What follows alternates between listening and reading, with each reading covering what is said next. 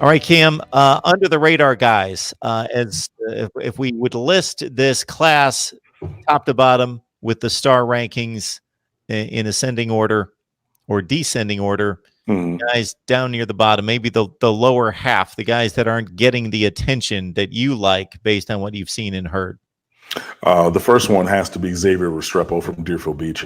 That's the kid who was at St. Thomas Aquinas for 3 years. He was is a high academic kid. Deerfield is one of 3 schools in Broward County that has the IB program. I know that because I taught there and at Miramar, which is one of the other. I'm sorry, there are 4 schools now because Plantation finally got one. It was Deerfield Beach.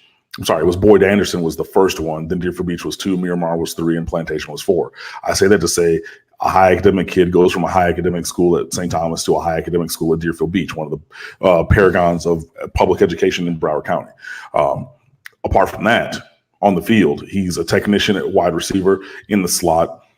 He's 5'10" or 5'9", 5'10". Excuse me. And he's always open. Even when he's not open, he's open. He makes plays all the time, whether it's a game, whether it's a camp setting, wide receiver, slot receiver, punt returner, kick returner.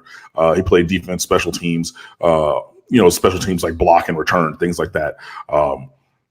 He's a guy who is not necessarily getting all of the press clippings for being a 4-star, 5-star All-American, but he's going to come in and he's going to play for 4 years. He's going to play really, really well. I think that he's like a Braxton Berrios in that, you put him in the slot, give him a 2-way go option route, and just kind of, you're not going to cover him because he can go either way. And he can run by you too. So if you want to sit on these little short routes, like he's just Julian Edelman, who's running 6 yards only, like he's going to run right by you. But he's a guy who, he's a dog. He's always out there competing. When I saw him at camps in the last couple of years, this guy, he was skipping to the front of the line. There was nobody who was too big, nobody who was too good. You're an All-American, you're 6'2", you're 6'3", or whatever. Line that up because I'm going to give you this work. And I love that mentality from Xavier Restrepo. So that's a guy there. Corey Flagg, who I mentioned previously, Houston North Shore High School, competing for a state championship this weekend. Again, he's just a very productive, instinctive guy. Yeah, he missed a little bit of time with the shoulder this year. A shoulder injury, but he's just a productive linebacker. He's not going to wow you physically. He's not going to be an athletic freak like some of these other guys and everything. But, Trent Harris wasn't an athletic freak either. But you know what Trent Harris did? His job. And I think that, a Corey Flagg Jr. can do something like that. Brian Balaam, my former personal student at Miramar, he was in my study hall my last year out there as a sophomore. Told me then that he was going to do everything he could and he was going to play football at the University of Miami. And he made that dream come true. And I'm very happy for Brian. I know him. I taught his brother previously. I'd, been connected with his family. Great family, great person, studious, intellectual and physical. Oh boy.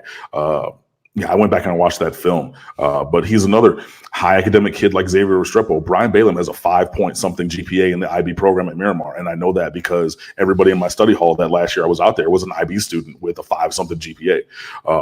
He's an intellectual kid, but he's not just, some bookworm. Like he'll go out there, you come across the middle, you're going to feel it when Brian Balaam's out there. So he's another guy at a 3-star, who might not be getting the press clippings of everybody else. Marcus Clark from Winter Park, Florida. Played receiver for the majority of his career. Miami offered him as a cornerback, so he played that a little bit more this year, but only 1 year experience there, so he's not a great technician at corner. What he is super fast. And it's weird because I looked up his recruiting profile when I was writing the notebooks and everything, and I saw that Marcus Clark only got timed at like 4.59 in the 40. But he watched his film, and he's running away from people. And I wrote it in the notebook. The first time I see him get caught or the next time that I see him get caught from behind is going to be the first time. This kid, maybe he just had a bad day. Maybe he stumbled or something. He's nobody's 4.6. Nobody's. Remember I said this about Justin Hodges, that he was a 4.9 corner and he played slow and everything. I'm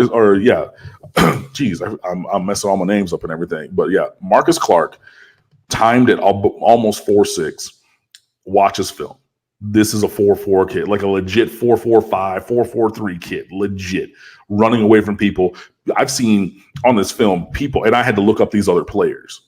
You have other guys with speed who have the angle on him, and it's easy breezy for Marcus Clark right at the sideline. I mean, just gone. And that's the kind of speed that Miami does not have on defense. So that's a great addition. You know, and the last one I would say is probably Dominic Mammarelli, 6'4", 235, tight end out of Naples, Florida. High school, runs a wing T, so he blocked more than he received. But he's a very good blocker, has very good size, is a threat up the seam. They played Miami Central in the first round of the playoffs, and he got up the seam for about 70 yards on them. Miami Central that won a state championship, by the way, with all kinds of FBS level recruits. Henry Gray went to Nebraska, was on that defense. You know, other guys who were going to FBS schools on that defense, and he ran away from all of them. Mammarelli was a 4-star recruit when he committed as a junior, but then he missed the majority of his junior year with a shoulder injury. I think it was a labrum. All of a sudden, according to the recruiting rankings, because he didn't play in games and he wasn't able to go to camps and combines because he was still rehabbing his injury, he became a less athletic prospect. He became a less talented prospect. That might work for their rating system, and I understand how you have to depress the ratings if a guy gets injured and doesn't play. But this is still a 6'4", 235 kid who can run and block and has decent hands and is able to probably develop a little bit and be a reliable receiver. Is he going to be Brevin Jordan as a receiver? No, because I don't think that he's that kind of a tight end. But he's better than I think that people are giving him credit for and discounting him because, you know, the biggest year for your evaluation is like, you know, is your junior year. It's the same thing for like applying for colleges. The biggest year that they look at is your junior year, and you maintain that through your senior year for the most part. Dominic Mammarelli is a guy who we should be talking more about as continuing the legacy of tight end U.